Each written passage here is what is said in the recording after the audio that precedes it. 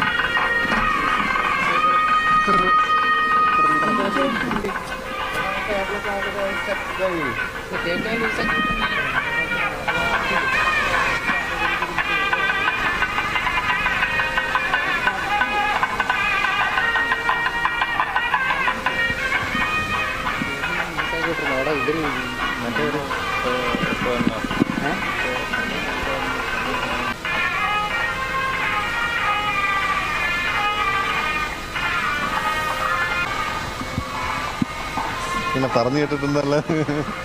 ഇന്നലെ ദീപയായിരുന്നു.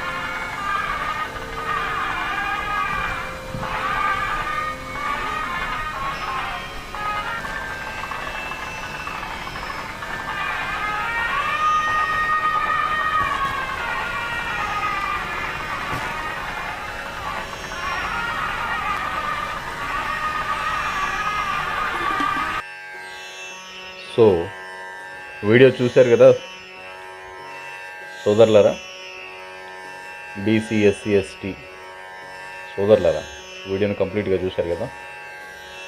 ఆ మధ్యన షర్మిల గారు, అదే ఆంధ్రప్రదేశ్ క్రిస్టియన్ కంపెనీ చైర్మన్ అయినటువంటి షర్మిల గారు, ఆ తర్వాత అనకాపల్లి అదేంటండి అమలాపురానికి సంబంధించినటువంటి కాంగ్రెస్ ఎంపీ 10 సంవత్సరాలు కాంగ్రెస్ తరపు నుంచి ఎంపీకి ఎరగబెట్టినటువంటి మహానుభావుడు తాగుబోతు హర్షకుమార్ గారు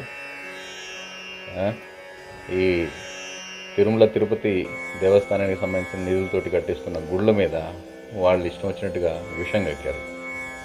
ఓకే, విషం అనేది ఈ బీసీ నాయకుల్లో ఉంది, సామాన్య బీసీ ప్రజల్లో కాదు. ఓకే, ఆ రోజు ఎప్పుడో ఆ కాలంలో వివక్ష జరిగిన మాట వాస్తవం అయినప్పటికీ దాన్ని సరిదిద్దుకునే ప్రయత్నం హిందువులు చేస్తున్నారు. ఓకే, దాన్ని ఇప్పుడు ఈ కులాలు మతాల పేర్లు చెప్పేసి చిచ్చుపెట్టే పని మాత్రం కాంగ్రెస్ చేస్తూ ఉంది. ఎందుకంటే వాళ్ళకి మొదటి నుంచి కూడా అదే అలవాటు అనమాట. ఓకే, కులాల పేరు మీద మతాల పేరు మీద రాజకీయాలు చేయడం, వాళ్ళని విడగొట్టడం, మతాలు మార్చడం అనేది వాళ్ళ మెయిన్ వ్యాపారం అన్నమాట. అదొక వ్యాపారం. ఓకే, జనాల్ని మాయ చేసి బీసీలని, ఎస్సీలని, ఎస్టీలని వాళ్ళ ఓట్లు దండుకొని దాని మీద సత్తా సాధించాలనేది ఒక వాళ్ళ ఇంటెన్షన్ అన్నమాట. ఓకే, ఇప్పుడు ఈ బీసీలకు సంబంధించిన రిజర్వేషన్ల విషయంలో కూడా పెద్ద హైడ్రామా నడుస్తుంది.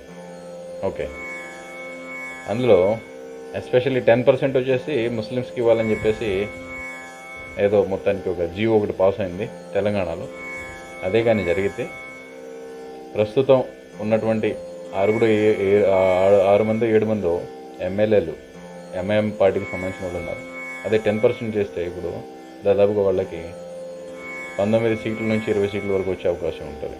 సో తెలంగాణలో ముఖ్యమంత్రి కావాలంటే కనీసం ఏదైనా ఒక పార్టీ మెజారిటీ సాధించినటువంటి పార్టీకి కావాల్సిన సీట్లన్నీ 60లో 20 వీళ్ళే ఉంటే కింగ్ మేకర్లు వీళ్ళే అవుతారనమాట. ఎవరు? ముస్లింలు. సో ఒక పక్కన బీసీలకు వచ్చిన రిజర్వేషన్లు బాయ్. ఓకే, అధికారంలో ఒక మంత్రి కూడా బీసీకి సంబంధించిన ఉండకుండా పోతాడు. ఆ తర్వాత తెలంగాణని తుర్కంగాణ చేస్తారు. కాబట్టి సోదరులారా, సో ఈ కులాల మీద, కులాల పేర్ల మీద రాజకీయాలు చేసేటటువంటి ఈ కాంగ్రెస్ పార్టీని కొంచెం జాగ్రత్తగా గమనించండి, మేల్కోండి. మీ శ్రేయస్సు ఏదైతే ఉందో దానిలోనే ఉంటుంది. మీరు ఎవరికి ఓట్లు వేస్తున్నారు, మీరు ఎవరిని గెలిపించుకుంటున్నారు అనే దాన్ని బట్టి ఉంటుంది అనమాట. కాబట్టి ఈ కులాల పేర్ల మీద రాజకీయాలు చేసేటోళ్ళని నమ్మొద్దు. ఆ తర్వాత మీ ఇష్టం, చెప్పేది ఏం లేదు, చేసేది ఏమి కూడా లేదు. ఓకే, జై హింద్, జై భారత్, వందే మాతరం.